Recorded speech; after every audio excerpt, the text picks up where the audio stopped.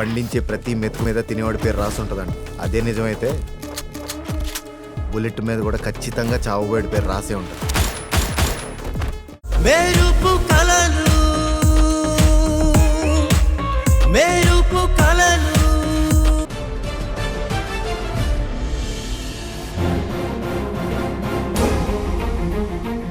Hi, నేనే. Hi.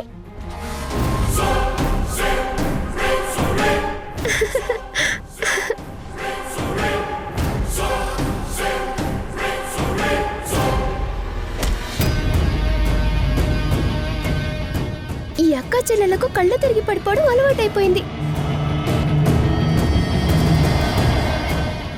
సంగీత, లే సంగీత.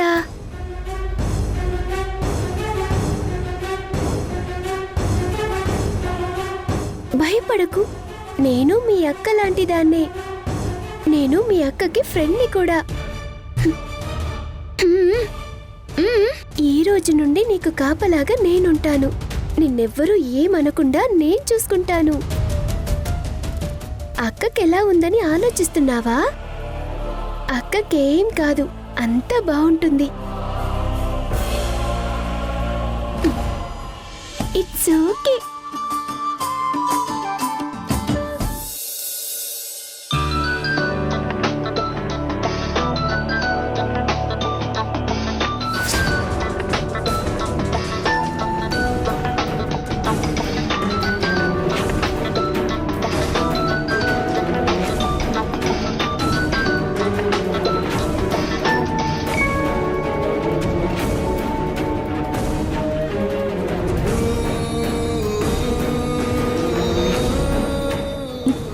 Hello Vimala, నేను. అత్తయ్య, ఎక్కడున్నారు అత్తయ్య? మీరెక్కడున్నారో తెలుసుకోవడానికి మేము చాలా ప్రయత్నాలు చేశాం, కానీ మిమ్మల్ని కనుక్కోలేకపోయాం. ఇక్కడ జరుగుతున్నవి మీకు చెప్పాలని. విమల, నేను చెప్పేది జాగ్రత్తగా విను. నేను ఇప్పుడు కూడా ఫోన్ చెయ్యొద్దు అనుకున్నాను, కానీ ఒక విషయంలో నేను హెచ్చరించాలని చేశాను. పరిస్థితులు ఏం బాగోలేవు. శత్రువులు విజృంభించబోతున్నారు. మనం మరింత జాగ్రత్తగా ఉండాలి విమల. సంయుక్త వాసులకు ప్రాణగండం పొంచి ఉంది. ముఖ్యంగా నా మనవడు వాసుకి గండం ప్రభావం తీవ్రంగా ఉంది.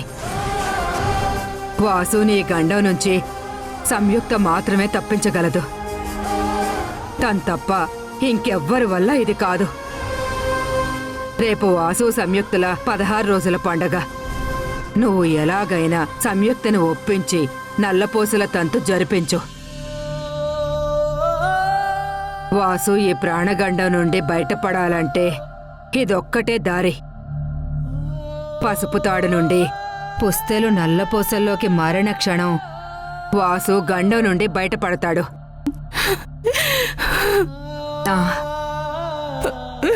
విమల, ఏమైంది?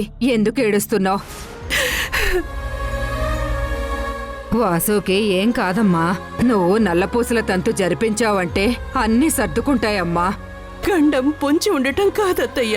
వాసు ఇప్పుడు హాస్పిటల్లో ప్రాణం నిలబెట్టుకోవడానికి పోరాడుతున్నాడు.